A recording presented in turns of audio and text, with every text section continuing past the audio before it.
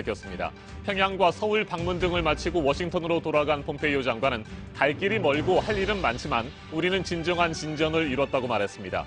김정은 북한 국무위원 장관은 미국과 북한 사이에 있는 모든 현안에 대해 이야기했다고 설명했습니다. 앞서 트럼프 대통령은 백악관에서 기자들에게 2차 북미 정상회담 개최지로 싱가포르를 제외한 서너 곳이 검토되고 있다고 말했습니다. 그러면서 북한이 정말 성공한 나라가 될 것으로 생각한다. 엄청나게 경제적으로 성공할 것으로 생각한다고 덧붙였습니다. 프란치스코 교황이 현지 시간으로 오는 18일 정오에 문재인 대통령과 교황청에서 개별 면담을 할 예정이라고 교황청 대변인이 발표했습니다. 지난 남북 정상회담 당시 문 대통령이 김정은 위원장에게 교황 평양 초청을 제안했고 김 위원장이 이를 흔쾌히 수락하면서 이 자리에서 이 같은 뜻을 교황에게 전달할 것으로 보입니다. 국회가 오늘을 시작으로 20일 동안 국정감사 일정에 들어갑니다. 지난해 국감은 박근혜 정부 정책에 대한 검증 위주였고 이번에는 문재인 정부에 대한 사실상의 첫 국감입니다. 한반도 평화 정책과 경제 정책을 두고 여야의 충돌이 예상되고 있습니다.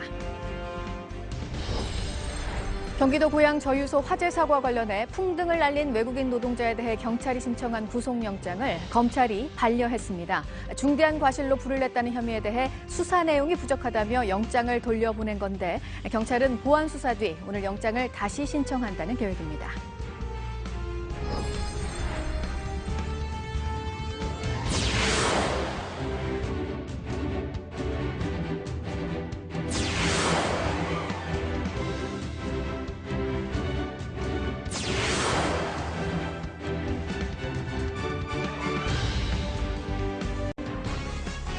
최종적이고 완전하게 검증된 비핵화 FFVD라는 궁극적인 목표를 향하는 길이 보인다. 마이크 폼페이오 미 국무장관이 평양과 서울 방문 등을 마치고 워싱턴으로 돌아간 뒤 북한 비핵화와 관련해 이같이 말했습니다.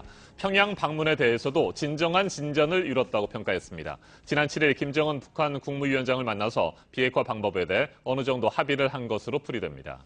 네, 북미 정상회담과 관련해서는 트럼프 대통령이 3곳에서 4곳의 장소가 검토되고 있다고 말했습니다. 최종적으로 어디가 될 것인지는 언제 열릴지, 그러니까 미국 중간선거 전이 될지 후가 될지에 달려있다는 분석도 나옵니다. 10월 10일 수요일 아침엔 조민준 기자가 첫 소식 전해드립니다. 폼페이오 장관은 현지 시간 9일 백악관 출입 기자들에게 지난 7일 4차 방북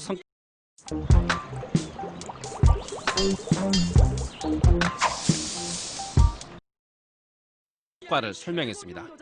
북한 비핵화에 대해 궁극적인 목표를 달성할 수 있는 길을 볼 수 있게 됐다고 밝혔습니다. 궁극적인 목표는 최종적이고 완전하게 검증된 비핵화라고 강조했습니다. While there's still a long way to go and much work to do, we can now see a path to where we'll achieve the ultimate goal, which is the full and final verified denuclearization of North Korea. 김정은 위원장과의 만남에 대해선 두 나라 앞에 놓인 모든 사안에 대해 얘기했다며 진정한 진전을 이뤘다고 말했습니다. 앞서 트럼프 대통령은 2차 북미 정상회담 개최지로 3-4곳의 장소가 검토되고 있다고 밝혔습니다. We'll see. We're talking about 3 or 4 different locations. Timing won't be too far away. 개최 장소로 미국은 워싱턴 DC를, 북한은 평양을 원하고 있는 것으로 알려졌습니다.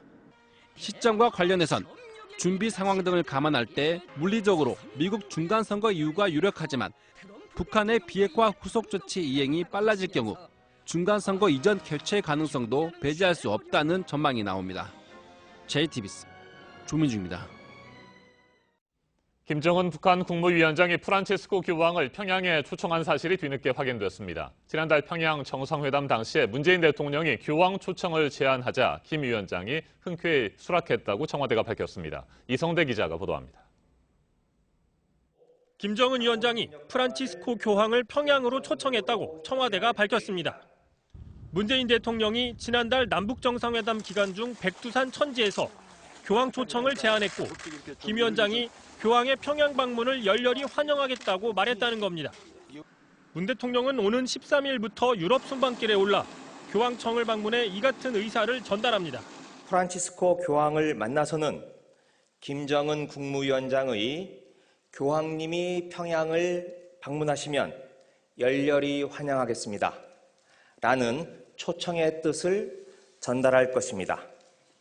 청와대는 백두산 천지에서 김 위원장과 김희중 천주교 대주교가 나눈 대화도 공개했습니다. 김 대주교가 남북이 화해와 평화로 가고 있다는 걸 교황청에 전하겠다고 하자 김 위원장이 허리를 숙이면서 꼭 좀 전해달라고 답했습니다. 김 대주교는 또 김 위원장이 스위스 유학 경험을 살려 스위스처럼 관광 사업을 키우면 좋겠다고 제안했고 김 위원장은 웃으며 고개를 끄덕였다고 청와대가 전했습니다. JTBC 이성대입니다. 프란치스코 교황이 현지 시간으로 오는 18일 정오에 문재인 대통령과 교황청에서 면담하기로 했습니다. 그동안 교황은 일반적으로 오전 일찍 국가 정상들을 만나왔는데 정오에 시간을 냈다는 것은 충분히 대화를 나누기 위한 배려라는 해석입니다. 김성탁 특파원입니다. 프란치스코 교황은 요즘 즉위 이후 가장 바쁜 시간을 보내고 있습니다. 3, 4년에 한 번씩 열리는 세계 주교 대의원 회의가 오는 28일까지 이어지기 때문입니다. 이 같은 상황에서 교황이 문재인 대통령과의 면담 시간을 정오로 잡은 것은 충분한 시간을 갖고 대화하겠다는 뜻으로 해석됩니다. 프란치스코 교황은 국가 정상들이 방문하면 일반적으로 오전 9시 30분을 전후에 면담을 했습니다. 지난해 트럼프 미국 대통령도 오전 일찍 교황을 만났고 면담 시간은 30분 정도였습니다. 오는 17일 저녁엔 바티칸 성베드로 대성당에서 교황청 국무총리격인 파롤린 국무원장 주재로 문 대통령이 참여한 가운데 한반도 평화를 위한 미사가 진행됩니다. 프란치스코 교황은 미국과 쿠바의 국교 정상화 등 국제적 갈등을 중재해왔고 한반도 평화에도 큰 관심을 보여왔습니다. 교황이 내년에 일본을 방문하고 싶다고 밝힌 터라 북한까지 방문할 수 있다는 관측도 나옵니다. 프란치스코 교황은 현지 시간 9일 교황청 경내에서 걷다 넘어졌지만 건강에 이상이 없다고 교황청이 밝혔습니다. 런던에서 JTBC 김성탁입니다. 20대 국회 후반기 첫 국정감사가 오늘부터 20일 동안 진행됩니다. 문재인 정부 들어 사실상 첫 국정감사라고 할 수 있습니다. 남북관계와 경제정책이 최대 쟁점이 될 것으로 보입니다. 김태형 기자가 보도합니다. 국회가 오늘부터 국정감사를 시작합니다. 14개 상임위원회가 20일 동안 734개의 피감기관을 상대로 감사를 진행합니다.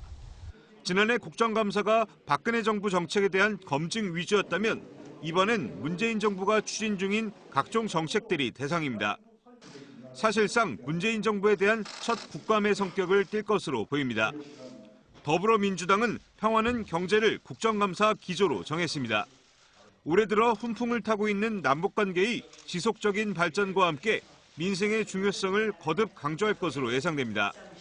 반면 자유한국당은 이번 국감을 재앙을 막는 국감, 미래를 여는 국감, 민생 파탄 정권 심판 국감으로 성격을 규정하고 문재인 정부의 주요 정책에 대한 비판을 쏟아낼 것으로 보입니다.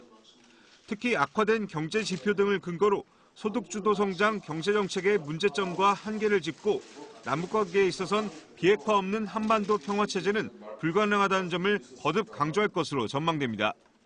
바른미래당은 불통과 적폐 등 문재인 정부의 5대 쟁점에 대한 공세를 예고했고 민주평화당과 정의당 역시 한반도 평화와 민생 문제 등을 집중적으로 다룰 계획입니다. JTBC 김태영입니다.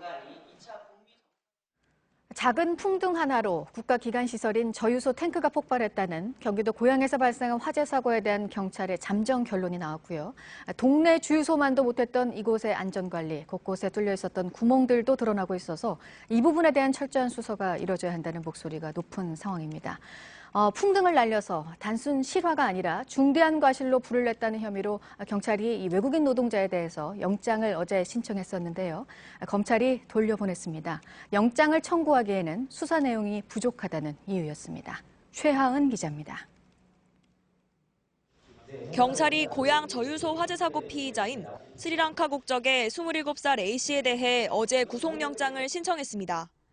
A씨가 띄운 풍등에서 번진 불이 휘발유 탱크에 옮겨붙어 폭발이 일어난 것으로 보고 중실화 혐의를 적용한 겁니다.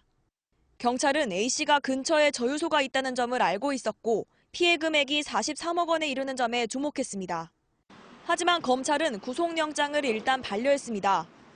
검찰은 인과관계에 대한 소명이 부족해 보완 수사가 필요하다며 영장을 돌려보냈습니다. 경찰은 오늘 오전 해당 내용을 보완해 다시 영장을 신청할 계획입니다. 저유소를 관리하는 송유관 공사에 대한 수사도 이뤄지고 있습니다. 경찰은 공사의 과장급 직원 1명을 불러 우선 피해 상황을 조사했습니다. 풍등이 떨어진 뒤 폭발로 이어지기까지 18분 동안 직원들이 불이 난 사실을 몰랐던 점도 파악했습니다. 경찰은 불씨가 탱크 내부로 들어가는 입구가 된 것으로 보이는 환기구 부분을 집중 조사할 예정입니다. 또 관계자들을 불러 탱크 내부에 설치된 소화 장치를 평소 제대로 점검했는지 등을 살펴볼 방침입니다. JTBC 최하은입니다. 네, 안비연 검사의 폭로로 시작됐던 강원랜드 채용비리 외압 의혹. 수사 과정에서 논란도 참 많았습니다. 고발을 당한 권성동, 염동열 자유한국당 의원, 그리고 최종원 전 춘천지검장을 포함한 검찰 고위 간부들이 검찰로부터 혐의 없음 처분을 받았습니다. 안 검사는 이런 식이면 직권남용을 형법에서 삭제하는 게 맞다면서 크게 반발했습니다. 이유정 기자입니다. 서울중앙지검이 직권남용과 권리행사 방해 등의 혐의로 시민단체에 의해 고발된 자유한국당 권성동, 염동열 의원과 최종원 전 서울남부지검장을 무혐의 처분했다고 밝혔습니다. 추가로 고발장이 접수된 김수남 전 검찰총장과 이영주 전 춘천지검장에 대해서도 혐의 없음으로 사건을 종결했습니다. 이번 의혹은 당초 춘천지검에서 강원랜드 채용비리 사건을 수사했던 안미연 검사가 수사팀에 외압이 있었다고 폭로하면서 불거졌습니다. 안 검사는 상관으로부터 권 의원과 염 의원, 그리고 고 검장의 이름이 등장하는 증거 목록을 삭제해달라는 압력을 지속해서 받았다고 주장했습니다.